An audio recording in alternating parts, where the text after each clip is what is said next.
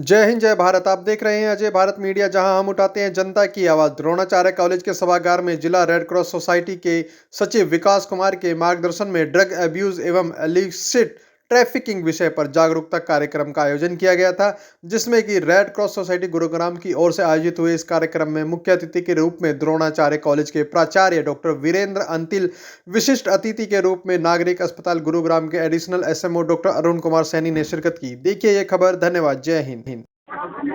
देखिए, आज द्रोणाचार्य कॉलेज के अंदर एक दिवसीय ड्रग अब्यूज़ के ऊपर सेमिनार किया गया था, जिसमें विभिन्न कॉलेजेस के बच्चे जो हैं यहाँ पे बुलाए गए थे।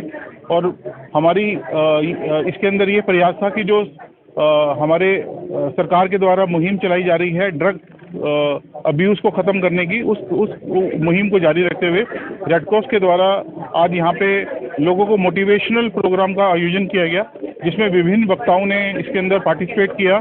इसमें हमारे सिविल हॉस्पिटल से एसएमओ एवं साइकेट्रिस्ट जो है वो भी आए और उन्होंने भी टेक्निकली तौर के ऊपर सारे बच्चों को समझाया। हम बच्चों को मोटिवेट यही करना चाहते हैं कि आप जो है इस नशे की बीमारी से दूर रहें और खुद भी दूर रहें, और अपने जो पीर ग्रुप्स हैं, जो अपने सहपाठी हैं, जो अपने भाई बंधु हैं, उन लोगों के ऊपर भी नज़र रखें। यदि कोई भी इस प्रकार की गिरफ्त के अंदर आ रहा होता है या किसी को भी कोई इंडिकेशन मिलती है तो वो लोग हमारे तक आके या कॉलेज प्रशासन तक आके हमें सूचना दे सकता है, ताकि हम इस गर्द में पहुंचने से पहले ही उस बच्चे को बाहर निकाल सकें। आज सरकार के विभिन्न प्रोग्राम जो हैं इसके ऊपर चल रहे हैं, जैसे early detection of drug abuse, जिसके अंदर जो बच्चे कॉलेजेस या स्कूल के अंदर हैं और जो इस लत के अंदर अभी पढ़ना शुरू हुए हैं, उन लोगों को पहचान कर उन लोगों को हम इस रास्ते से निकाल सकें, उनको मोटिवेट करके उनको एक सही दिशा दे सकें। तो इस प्रोग्राम के माध्यम से हमने अपने सभी के सभी विद्यार्थियों को मोटिवेट किया कि वो नशे से दूर रहें। तो किस तरह के बच्चे जो होते हैं ड्रग एडिक्शन की आदत में फंस जाते हैं?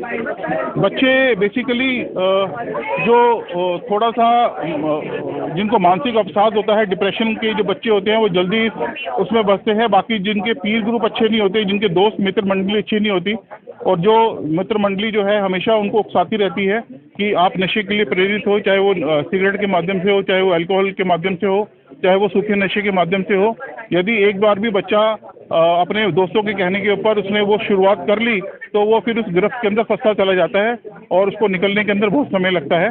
तो हमने यही पहचानना है कि हमारा बच्चा जो है, जो उसका जो अर्ली स्टेजेस है उसके ऊपर ही उसको क्योर किया जा सके और उसको नशे की लत में पड़ने से बचाया जा सके। तो सिम्टम्स कैसे पता लगा सकते हैं कि बच्चा हमारा उसमें फंस आ रहा है? उसके अंदर हमने बताया कि जैसे बच्चा सोशल कार्यक्रमों से अलग होना शुरू हो जाता है, अपने स्कूल कॉलेजेस को स्किप करना शुरू हो जाता है, उसका जो आंखें हैं वो लाल दिखनी शुरू हो जाती है, उसकी भूख के अंदर अंतर हो जाता है, जब खाएगा तो बहुत ज़्यादा खाएगा, नहीं खाएगा तो 2-2 3 दिन तक कुछ नहीं खाएगा, उसके आसपास के चीज़ों में चोरी होनी शुरू हो जाती है, चाहे वो घर हो, चाहे वो अपने फ्रेंड्स की पॉकेट्स हो, वो चोरी करना शुरू कर देता है।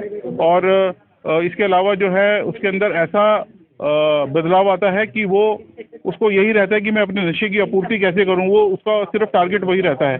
तो इस प्रकार के जब बच्चे हमारे समाज के अंदर दिखने शुरू हो जाते हैं तो हमें पहचानना चाहिए कि इनको अब जो है हमारी मदद की ज़रूरत है और इसको इस नशे की गिरफ्त से निकालना है।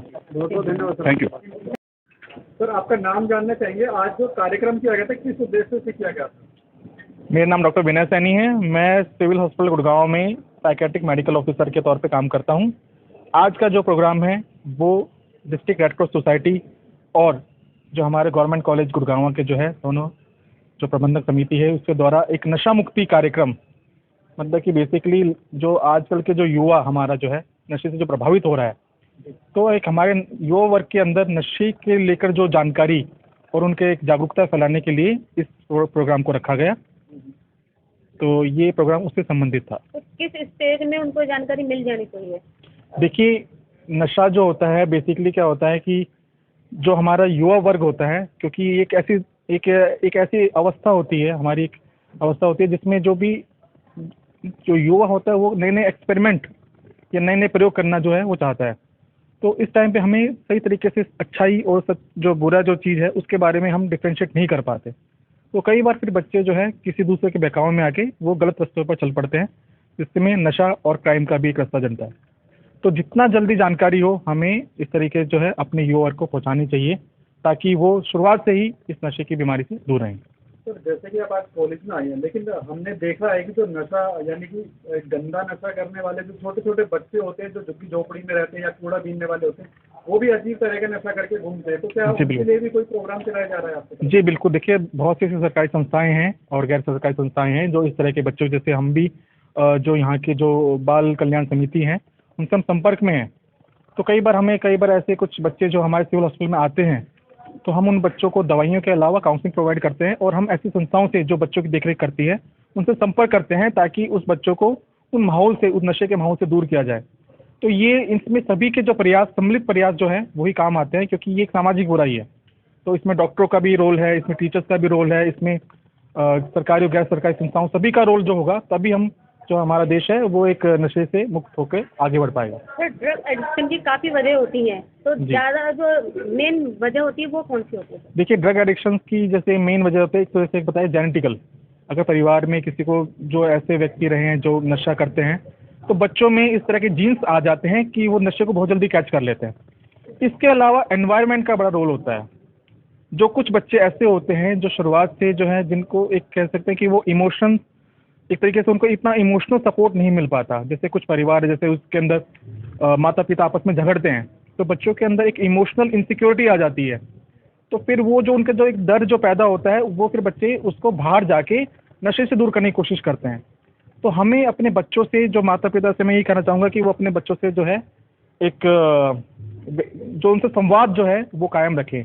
आप उनके ऊपर, क्योंकि कच्ची उम्र होती है, तो उनके ऊपर जो है स्कूल में, कॉलेज में टीचर पेरेंट मीटिंग के अंदर वो जाएं, टीचरों से बच्चों के बारे में फीडबैक लें, उनके जो किस तरीके की वो दोस्त के साथ उठते बैठते हैं उनके बारे में वो एक सुपरविजन रखना बहुत ज़रूरी है, जब तक कि बच्चा थोड़ा समझदार अवस्था में नहीं आ जाए।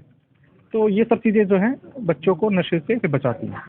सर अक्सर देखा गया है, या तो बिल्कुल गरीब तबका या फिर बहुत अमीर तबका, दोनों ही नशे की गिरफ्त में होते हैं, ऐसा? देखिए ऐसा कुछ नहीं है कि बहुत गरीब हो या बहुत अमीर हो। हमारा देश एक बहुत ही बड़ी आबादी वाला देश है, जैसे सर हमने अभी डिस्कस किया था कि जहाँ पे आबादी ज़्यादा होती है वहाँ पर कुछ सामाजिक समस्याएं आ जाती हैं।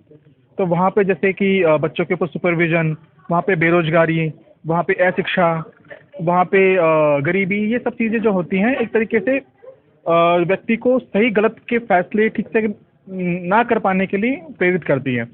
तो ऐसा कुछ नहीं है कि सिर्फ बहुत ज़्यादा गरीब या अमीर बच्चे हैं, इसमें जो मध्यम वर्ग के जो युवा है वो भी आजकल इस समस्या से उतना ही पीड़ित है जितना कि गरीब और अमीर। तो इसमें हाँ सभी एज के लोग हैं इससे प्रभावित हैं, और सभी लोगों के संयुक्त प्रयास से हम अपने युवाओं को इस समस्या से दूर रख सकते हैं। Thank you. से बच्चे क्यों बना कर जाएंगे? आप लोग आ जाओ, नहीं हो जाएगा, यहीं पे हो जाएगा। बच्चों एक चीज और, जिन बच्चों को प्राइज मिला वो आगे आने पर दी जाएगी, और जो बच्चे प्राइज मिले, जिन बच्चों को जो 5 बच्चे आए हैं वो प्लीज आ जाए एक बार।